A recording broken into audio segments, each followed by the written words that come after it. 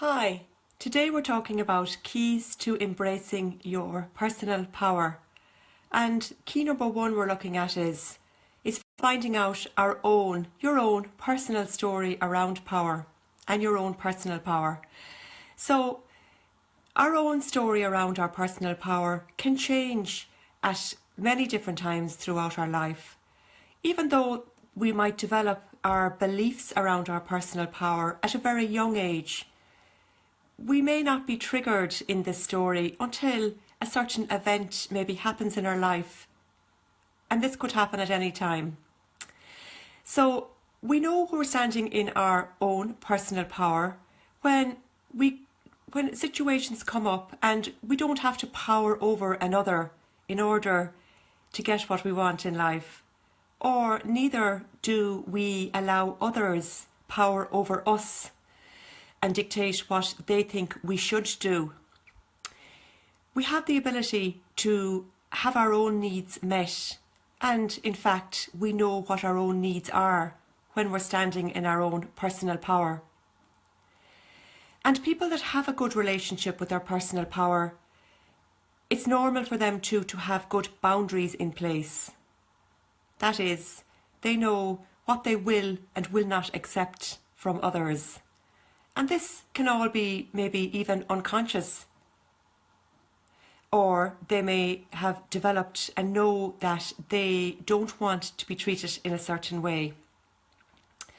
So how our beliefs get formed around our power. So really, from the moment we're born, our beliefs start to get formed. A baby, in order to get its needs met, will cry because that is the only thing it knows how to do. So when a baby needs feeding or is tired or anything else, the baby will cry. It's their needs, and that's how they ask to have their needs met. However, then as we start to get older, our beliefs can form patterns. And how we perceive our needs were met from a very young age is creating these beliefs for us and actually creating the stories that are in our subconscious that get triggered when personal power is sometimes challenged. So if we look at, sometimes in life something will happen that we feel like our whole survival is being threatened. And it's how we react in these type of situations that is how we know how our own personal power actually is. So some people, let's say, will fall into a victim mode when they feel threatened by something, by a situation that comes up in life, by somebody, by an encounter with someone who triggers something in them. And they almost feel like their survival, as I say. So if somebody goes into victim mode, they're basically allowing somebody else. Now there again, there's no blame in this and no shame and no guilt. If we're a kind of a person that falls into victim mode, that thinks that, everything in life happens to me, it's just my life, it's the way it is, feeling like they're the victim of their circumstances almost. This is actually the person's story around their personal power. They feel like they almost don't have any personal power, like somebody else always seems to dictate what happens for them. And this, again, as I said, no blame, no shame, it can be unconscious at times. So that's our story around that person's personal power. Another type of way that we can react if our survival is threatened is that we can almost sell our soul, so to speak, in order to get what it is that we need. There again, if we feel that we fall into this story, we'll do anything to get what we actually want. It doesn't matter who we walk over or who we allow walk over us. We'd just do anything to get that sale or whatever it is, whatever circumstance comes up or whatever story. Then really, if it's this really push and pull and this selling our soul, we're not actually coming from a very authentic place around our own personal power. And most likely that person is not having their own needs met because they're not coming from a very authentic place. Okay, so how did this all begin? Sometimes, and a lot of the times, we can look at how power was handled in our family when we were growing up. Now, quite generally, in society, and this story can be different family to family, but universally it's accepted that the way dad, or the man of the house, deals with power is how we can actually form our views of power. Now, this is that coupled with our own unique personality. This is the story that we form from a very young age in relation to power and what that means to us. Power can be equated with authority almost at times. So, as I say, in some houses, we might say mom is the boss in the house, but generally it's the way that the man, the masculine, deals with power that forms a lot of and how we perceive that masculine energy was dealt with situations almost in our life. That's then our power story can be formed from this as well.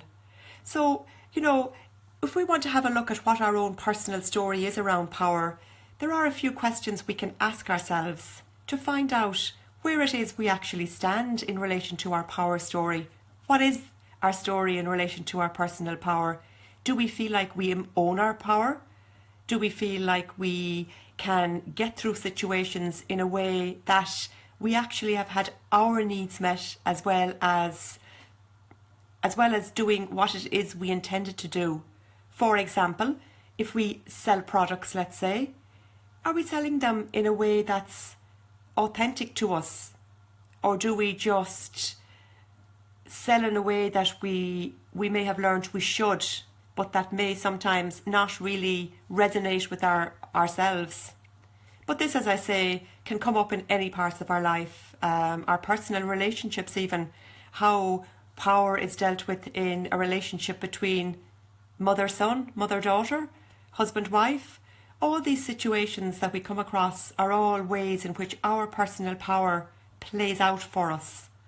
And when we learn to stand in our own personal power in a very authentic way, where we know our needs are being met, and as I said earlier, we're not powering over someone to get what it is that we need to have our needs met or to get where we want to be in life, nor are we allowing somebody else take our energy from us. We have our boundaries in place, and we have the ability to be authentic around this story.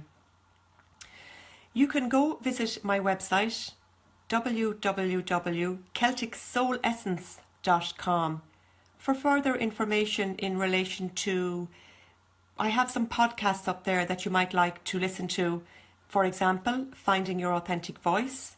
There's another podcast on how our beliefs are formed, if you want to delve more further into this topic. And I also will be doing further interviews with people, and also I will be doing some more series of videos in relation to our personal power and looking at a different key for each one of them. We'll be looking at things like belonging. We'll be looking at things like our emotional mindful, how we can be emotionally mindful of what's coming up for us in life, and how we can use our emotions effectively and to help us, even the ones we consider to be more negative. So if you'd like to sign up to hear and to find out more about my videos, please sign up through Facebook if you wish, and I can send you a Facebook Messenger to let you know when the next video will go live. And until then, if you want to ask yourself and find out your stories, write down is always a good way. What is your story in relation to personal power? How do you feel like the personal power was dealt with in your family growing up? Write down the answers to these questions, and you may see patterns that are formed. You'll find the stories that are fueling the actions. You'll find the emotions and the feelings. And from there, we will go on, and you can listen to more of these videos if you wish to find out more about the hidden gems we can find in our story, whether we perceive them negative or not, because no story we have is negative. All our stories have brought us to where we are now, and we are all wonderful, unique people the way we are. Until next time, thanks for being here.